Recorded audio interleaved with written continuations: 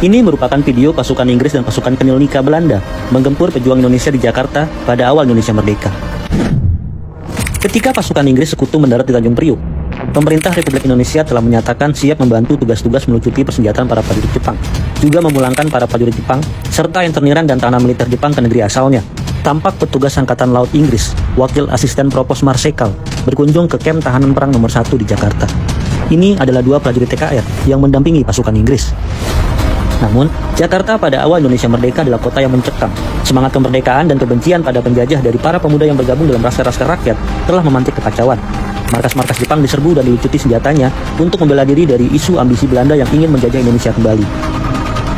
Gerakan laskar-laskar rakyat ini juga mengancam keselamatan warga Belanda di kamp interniran. Begitu pula dengan warga Tionghoa, Ambon, dan Manado yang dicap pro-Belanda. Meskipun sebenarnya banyak juga dari kalangan Tionghoa, Ambon, dan Manado yang mendukung Indonesia merdeka. Polisi Indonesia dibantu Tentara Keamanan Rakyat sesungguhnya telah bekerja keras untuk menjaga keamanan Jakarta. Sayangnya, Inggris mengizinkan pasukan Kenil Nika Belanda untuk masuk ke Jakarta. Provokasi pasukan Belanda ini memancing amarah pejuang Indonesia. Salah satu yang paling meresahkan pejuang Indonesia adalah arogansi Kenil Ambon, sehingga terjadi pertempuran-pertempuran kecil di seantero Jakarta. Inggris yang semula mencoba meredakan pertikaian tersebut akhirnya naik pitam, terlebih ketika Laskar Rakyat tanpa sengaja mulai menyasar pasukan Inggris. Polisi Jakarta dianggap gagal menjaga keamanan dan ketertiban umum. Bersama pasukan Kenil Nika Belanda, mereka kemudian menggempur Jakarta. Mulanya mereka hanya menyisir kawasan Senen dengan sasaran utama Balai Muslimin Indonesia di Jalan Kramat Raya yang menjadi markas perjuangan kaum muda dan kantor polisi Republik Indonesia di dekat perapatan Senen. Namun pertempuran itu kemudian meluas ke seluruh Jakarta. Banyak bangunan yang hancur akibat pertempuran pasukan Inggris Belanda melawan pejuang Indonesia. Pasukan Inggris Belanda terpaksa menerapkan jam malam. Mereka menggeledah orang-orang yang lewat markas-markas militer, hingga menangkapi orang-orang yang dianggap mencurigakan. Namun, perlawanan pejuang Indonesia tidak berhenti. Penyerbuan ini mencapai puncaknya pada 29 Desember 1945, di mana hampir semua kantor pemerintahan Republik Indonesia di Jakarta dikepung dan diduduki. Senjata para pejuang dilucuti. Bahkan beberapa anggota polisi Indonesia turut ditangkapi. Mereka kemudian ditahan di kantor besar polisi.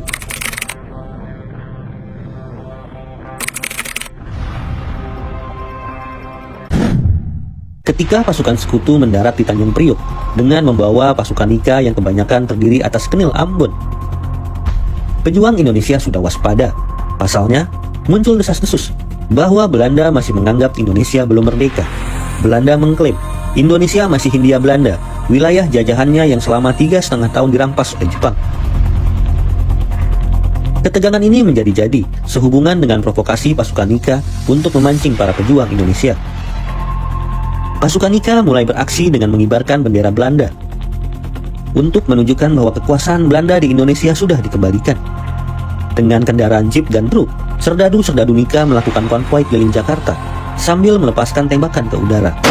Ketika pasukan Nika mendapat tugas merazia para pejuang Republik Indonesia yang enggan menyerahkan senjatanya pada sekutu, mereka kerap kali mencari gara-gara. Mereka sengaja menghentikan mobil-mobil pembesar Indonesia yang kebanyakan memakai bendera merah putih dengan berbagai alasan. Bahkan, ada cerita kalau secara sembunyi-sembunyi, pasukan Nika Belanda ini menembaki mobil-mobil pembesar Indonesia.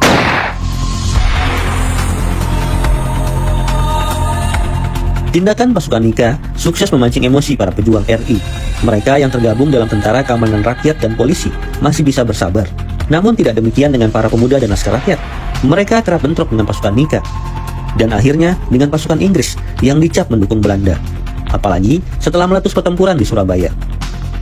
Hampir tiap hari, sepanjang Matraman, kami menembaki mobil-mobil tentara Belanda dan Inggris dari balik gedung-gedung di Gang Sentiong. Mereka dengan gembira memukuli atau membunuh setiap orang Indonesia yang menunjukkan atribut republik di tempat-tempat umum. Sebenarnya pada 19 Oktober 1945 telah diadakan persetujuan antara polisi Jakarta yang diwakili oleh Kepala Polisi Jakarta, M. Sidik Adi Saputra, dengan pimpinan polisi militer sekutu yang diwakili Mayul Harding.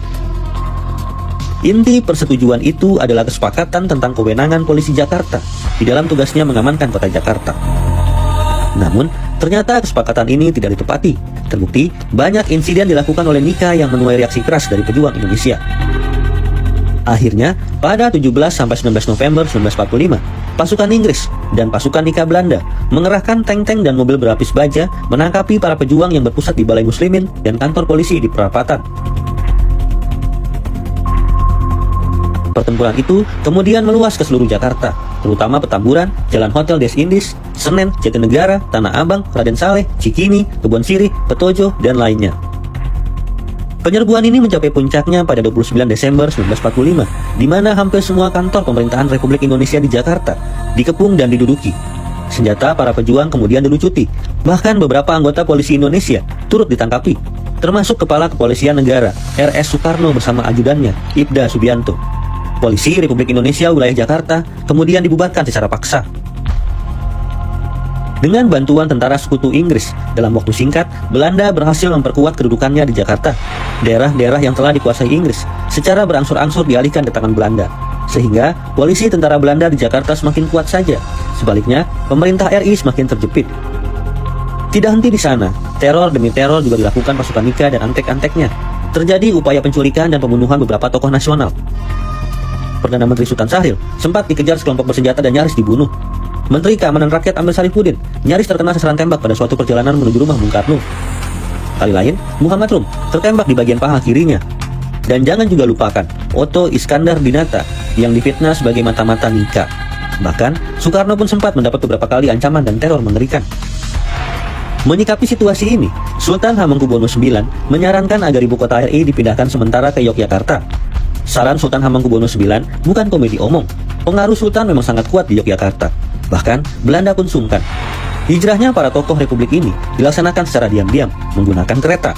Rombongan Soekarno tiba di Yogyakarta pada 4 Januari 1946. Wakil Menteri Penerangan, Mr. Ali Sastro Amijoyo, kemudian menyampaikan siaran resmi pemindahan ibu kota RI ke Yogyakarta melalui siaran RRI. Sejak saat itu, Yogyakarta resmi menjadi ibu kota Republik Indonesia. Dari Yogyakarta, pemerintah Indonesia meneruskan perjuangan melawan penjajah Belanda. Pusat pemerintahan Indonesia saat itu berkantor di Gedung Agung. Perjuangan terus berlangsung hingga pemindahan kekuasaan dari Belanda kepada Republik Indonesia Serikat pada 27 Desember 1949. Makanya, jangan pernah lupakan Yogyakarta, kota perjuangan.